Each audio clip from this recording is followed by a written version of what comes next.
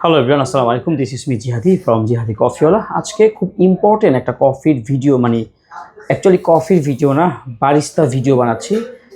যারা নতুন বারিস্তা হিসাবে জয়েন করতে যাচ্ছেন বা বিভিন্ন ইন্টারভিউ বা পরীক্ষার প্রশ্ন নিয়ে একটু হতাশ, তাদের জন্য আজকের এই ভিডিও উপকারী হবে।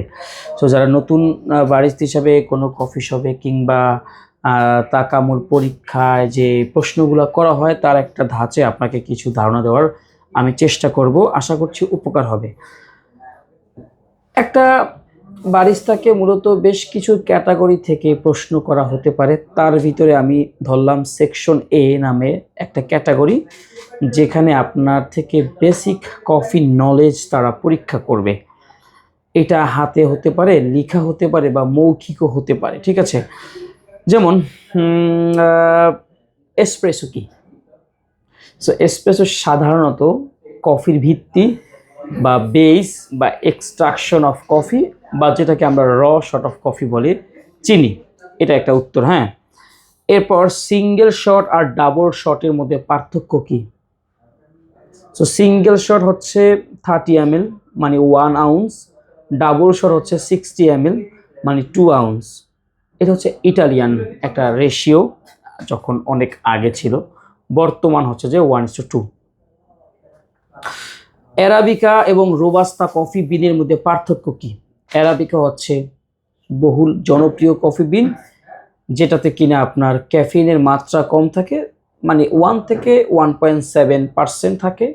বাট রোবাস্তাতে মোর ক্যাফেইন থাকে, 2 থেকে 3% পর্যন্ত ক্যাফেইন থাকে।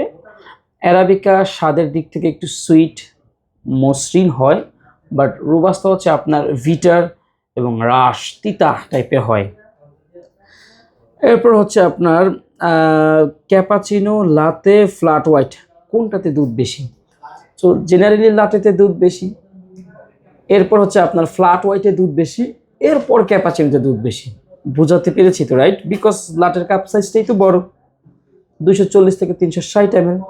ফ্ল্যাট হোয়াইটের ক্যাপাচিনো কাপ সাইজ সেম, কিন্তু ক্যাপাচিনোতে মোর ফোম থাকার কারণে দুধের পরিমাণ কমে যায়, সেই হিসাবে ফ্ল্যাট হোয়াইটে বেশি। আচ্ছা, এখন হচ্ছে কফি বিটার কেন হয়? এখানে দুইটা রিজন থাকতে পারে।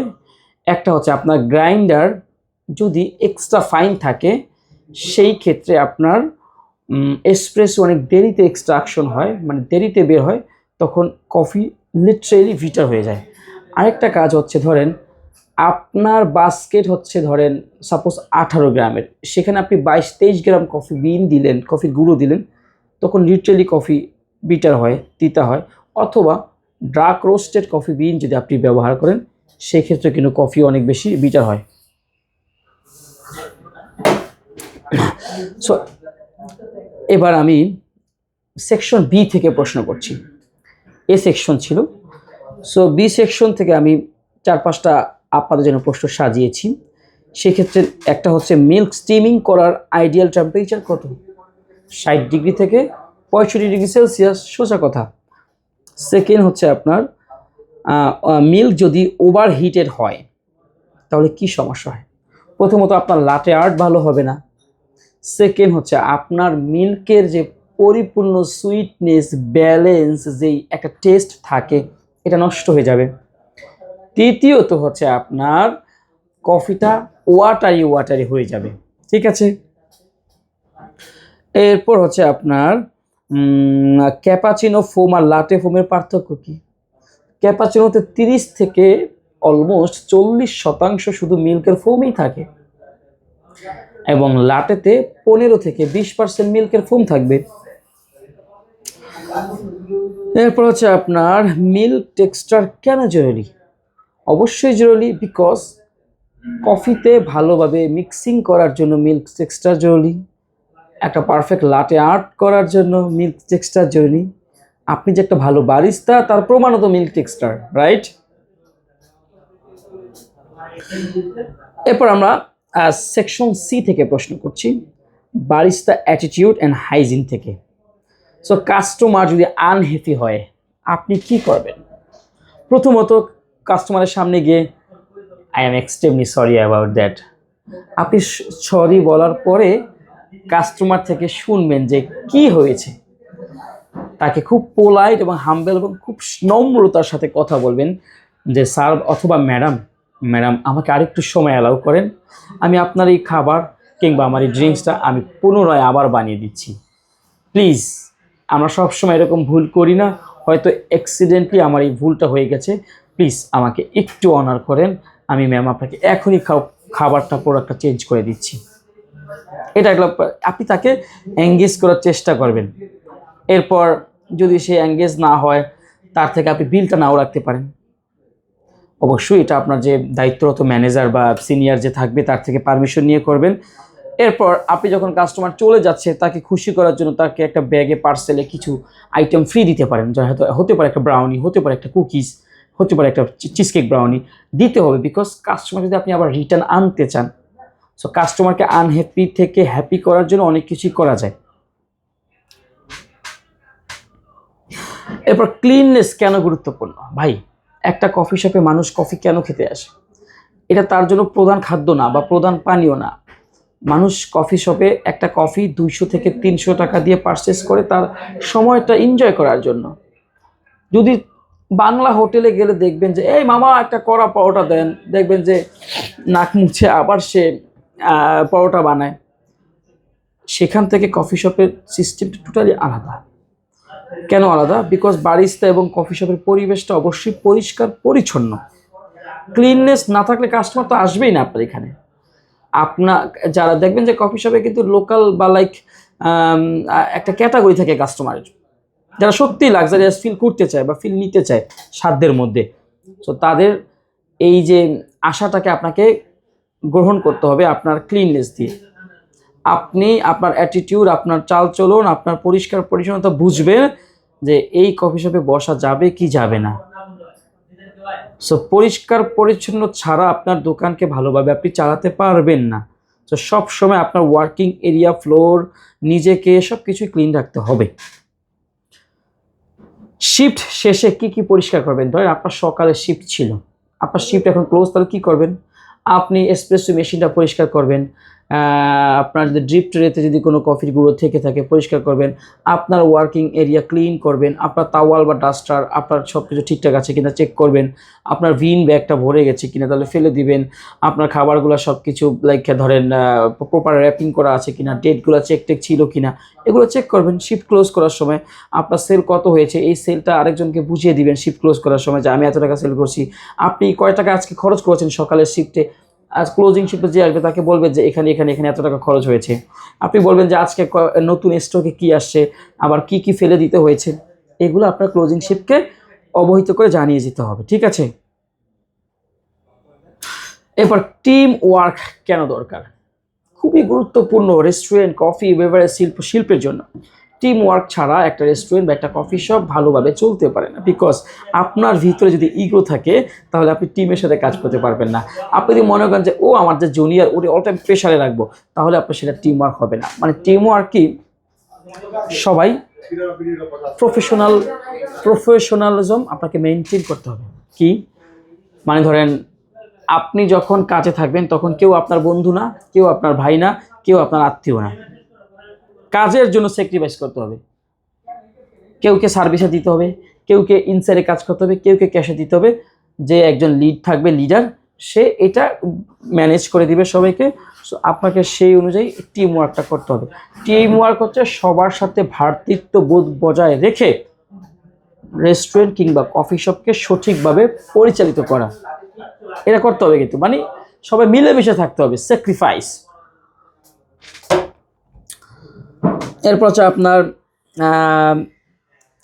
বারিস্তা পরীক্ষা। যেমন ধরেন বারিস্তা পরীক্ষা যদি হয়, এমসিকিউ থাকতে পারে, এমসিকিউ বেশ কিছু থাকতে পারে, সব কিছু না বলছি এখন, কিছু বলছি। যেমন এসপ্রেসো এক্সট্রাকশন টাইম কত, 25 থেকে 30 সেকেন্ড বা 20 থেকে 35 সেকেন্ড, দুটাই কিন্তু সঠিক।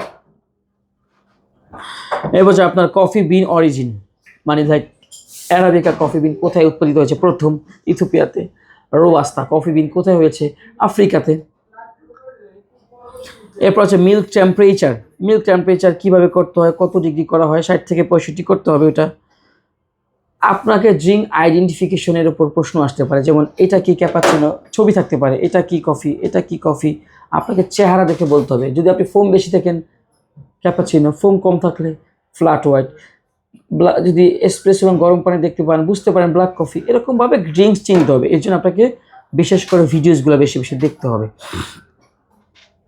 আপনাকে শর্ট কোশ্চেন করতে পারে ইন্টারভিউতে, যে রেস্ট্রেটো কি। আপনি বলবেন যে ristretto is a shorter version of espresso, যেটার মেকিং রেশিও হচ্ছে 1:1। আপনাকে বলতে পারে হোয়াট ইজ মাকিয়াটো। মাকিয়াটো একটা Italian espresso base coffee drink, যেটা হচ্ছে এসপ্রেসো উইথ মিল্কের ফোম থাকে 2 থেকে 3 চামচ। গ্রাইন্ডার কেন দরকার? গ্রাইন্ডার এই জন্যই দরকার, এসপ্রেসো এর কনসিস্টেন্সি, পারফেক্ট এক্সট্রাকশন, কফির কোয়ালিটি, গুণগত মান বজায় রাখার জন্য গ্রাইন্ডার খুবই গুরুত্বপূর্ণ। ট্যাম্পিং কেন ইম্পর্টেন্ট? ট্যাম্পিং এই কারণে ইম্পর্টেন্ট, এসপ্রেসোকে সঠিকভাবে এক্সট্রাকশন হচ্ছে কিনা, এসপ্রেসো লেবেলিং ঠিক আছে কিনা। ট্যাম্পিংয়ের জন্য আপনার এসপ্রেসো ফার্স্ট এবং লাস্ট মানে দেরি করেও পড়ে, সেই জন্যই ট্যাম্পিং খুব দরকার। ট্যাম্পিং ছাড়া তো এসপ্রেসোই আসবে না ভালো। তারপর হচ্ছে প্র্যাকটিক্যাল এবং ভাইবা থাকতে পারে আপনার ইন্টারভিউতে। যেমন প্র্যাকটিক্যাল ক্লাসে আপনাকে ক্যাপাচিনো কিংবা লাটে তৈরি করে দিতে পারে। সো আপনি অবশ্যই ট্রেনিংয়ে হোক, কাজের ক্ষেত্রেও কিন্তু অবশ্যই আগে শিখেই তো যাচ্ছেন, রাইট? ক্যাপাচিনো কি লাটে আপনাকে পার্থক্য বুঝতে হবে না তার জন্য, তাহলে তো প্র্যাকটিক্যাল ক্লাস আপনি বানাতে পারবেন। এরপর কাস্টমার হ্যান্ডেলিংয়ের জন্য রোল প্লে করতে হবে, লাইক কীভাবে কাস্টমার হ্যান্ডেল করতে হয়, কীভাবে রাশ সময়গুলো আপনাকে হ্যান্ডেল করতে হয়। যেমন কাস্টমার দোকানে আসলে আমরা গ্রিডিং করি সর্বপ্রথম, হ্যালো স্যার, হ্যালো ম্যাম, তারপর বসাই মেনু সাজেস্ট করি। তারপর কাস্টমার যখন ক্যাশে আসে তাকে বিভিন্নভাবে একটু সেল বৃদ্ধি করার জন্য পুশিং সেল চেষ্টা করি, এবং টেবিলের মাঝখানে কাস্টমারের থেকে ফিডব্যাক নেই। এভাবে একটু হ্যান্ডেল করতে হয়, রাইট? তারপর কিছু টিপস আপনাকে দেই। আপনি সবসময় কনফিডেন্ট থাকবেন, নিজেকে গুছিয়ে রাখবেন, এবং কথা যেটা বলবেন ক্লিয়ার, সফট এবং হাসি খুশিভাবে আপনার কাছ থেকে পরীক্ষা বা ইন্টারভিউ নিচ্ছে তাকে এইভাবে বলবেন। যেমন সবসময় কফির বেসিক ক্লিয়ার রাখবেন। যারা আমাদের কাছে ভর্তি হতে আসে, আমাদের তো শিট থাকে, ভিডিও থাকে, গ্রুপ থাকে, অলওয়েজ পার্সোনাল ভিডিও আমরা তৈরি করি আমাদের ছাত্রছাত্রীদের জন্য। এরপর এসপ্রেসো টাইমিং মুখস্থ রাখবেন, মিল্ক টেম্পারেচার কত ডিগ্রি, 60 থেকে 65 ডিগ্রি যে হয় সেলসিয়াস মনে রাখবেন। প্রতিটা ড্রিঙ্কসের কী কী থাকে ইনগ্রিডিয়েন্টসগুলো মনে রাখবেন। হাইজিন, বিহেভিয়ার ভুলবেন না, সবসময় মনে রাখবেন। সো ভাই বোনেরা, বারিস্তা ভাইয়েরা যদি এগুলো মনে রাখতে পারেন, আপনার 80% পাস নিশ্চিত ইন্টারভিউতে বা যে কোনো পরীক্ষায়। এবং মোটামুটি আমি একটা ধারণা আপনাদেরকে দেওয়ার চেষ্টা করেছি, আরও অনেক কিছু বলতে পারি এই পরীক্ষা প্রশ্ন নিয়ে। যদি আপনারা চান তাহলে পরবর্তীতে বলবো।